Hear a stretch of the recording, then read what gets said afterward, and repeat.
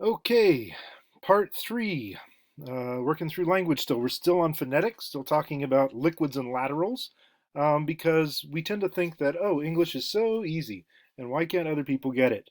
But in fact, our sounds are just as weird as Welsh sounds. So just the same way that Welsh have a lateral, uh, Floyd, English, American English speakers have a lateral sound.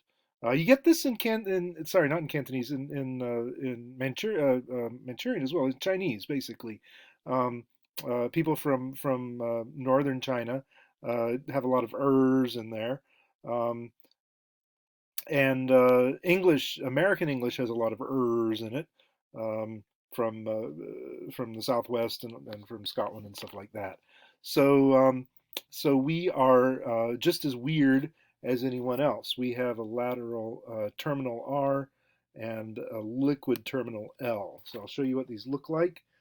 Basically, you've got a word, um, and that word has ends in a like fire or fear, right? These are both two-syllable words. They have phi and then or they have fee and then Um, and the same with that liquid L,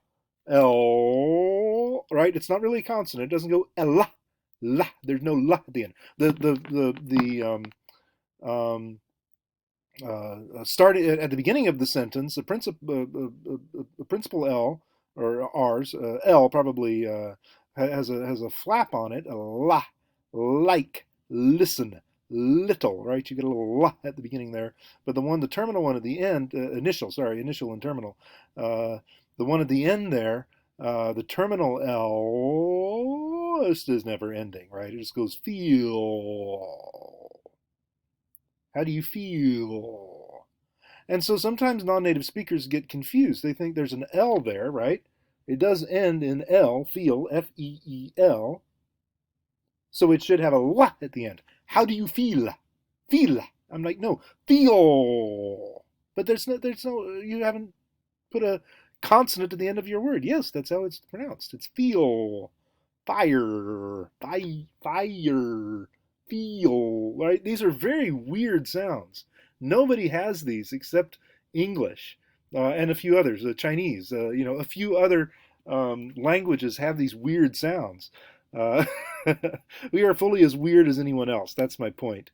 Um, and so that explains why American English is one of the hardest languages to master for many people around the world. Phonology is a study of significant or recognizable sounds in a single language, what we call phonemes.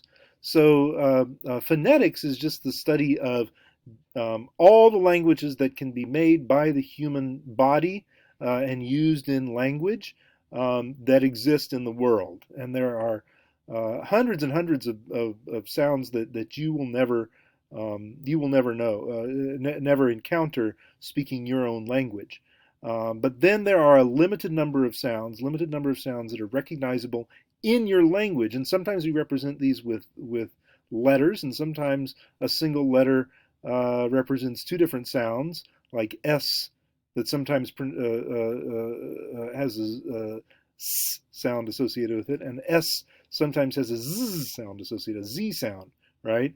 And then sometimes we have a single, two different symbols for the same sound, like Z is symbolized by the S as well as by the Z.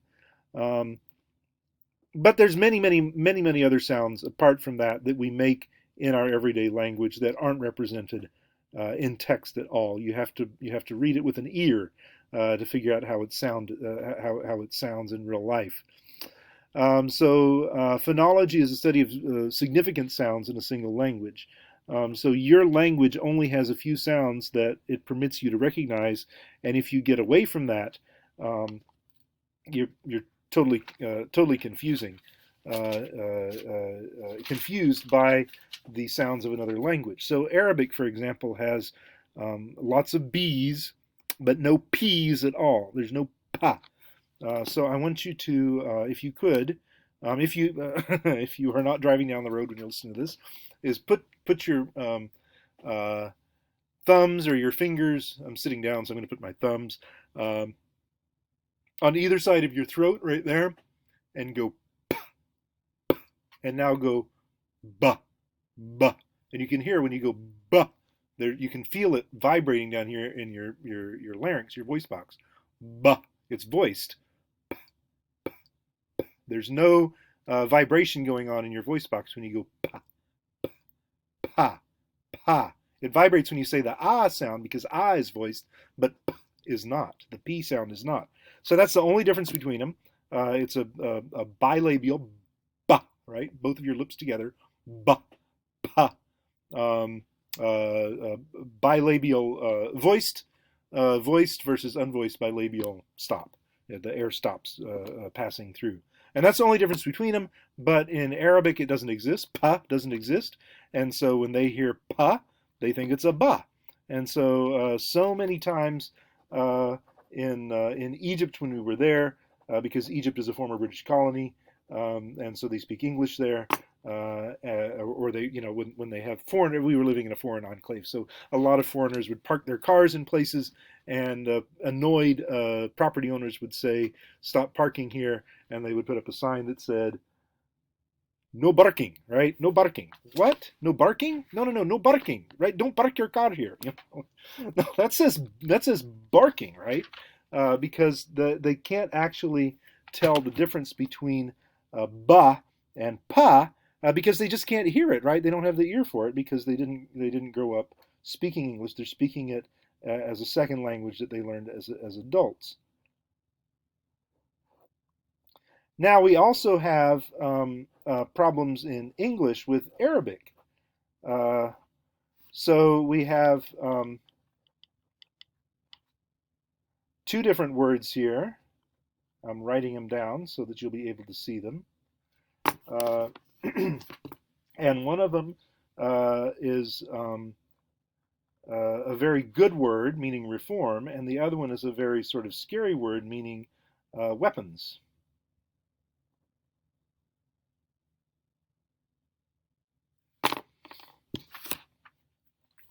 So here we go, my terrible Arabic. But you can see here, one of them, sorry, on the other side there, mirror image. One of them says Islah, that's the top one, and the other one says Islah. Islah, Islah. I can't do it. And I'm talking about reform, and they're like, what? What kind of weapons? Because one is a scene and one is a sword. And they look very, very different. Scene, sword. This is a scene here. Scene, and this is a sword. And they're very different, and they sound very different to a native speaker. But me, an American English speaker, I'm just like, well, I tried. Well, not very hard.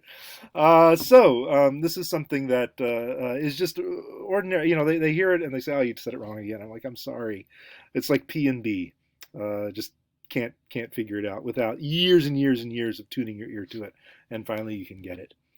Morphology is the study of meaningful words. So far we've just been talking about sound. We haven't actually got to meaning.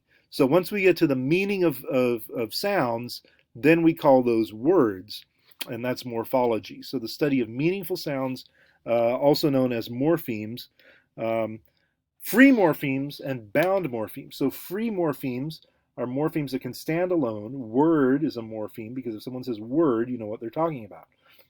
If they say id, you don't know what they're talking about unless they were adding it to taste, right? Tasted. Oh, you mean past tense of taste. Or, look, I have cars. Yeah. Z, z, right? Z, if it's got a voice consonant before it, cars. But if it's a unvoiced consonant like a ta, then it turns into an S. Cats, right? You say, what does that mean? Oh, cats. Okay, we've added it to something, and it means plurality, right? It means plural. Right? Rock and roll.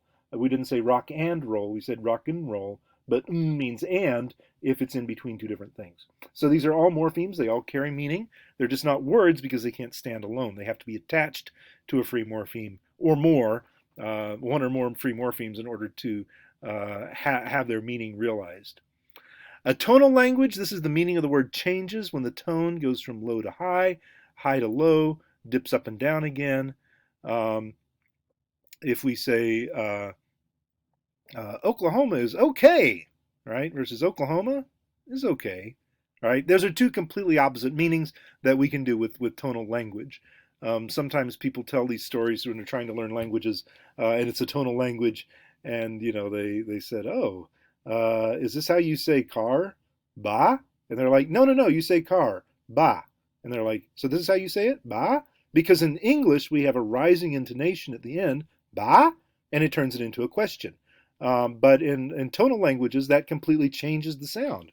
So in English, ma is mother, ma is hemp. Maybe, I don't know, I'm not saying this right, of course. I'm just saying it. Ma would be horse, ma is scold, and ma an interrogative particle. So if we had actual class and we had um, our very long suffering students from China who could tell us about this, they could do it much better. But anyway, just take it from me.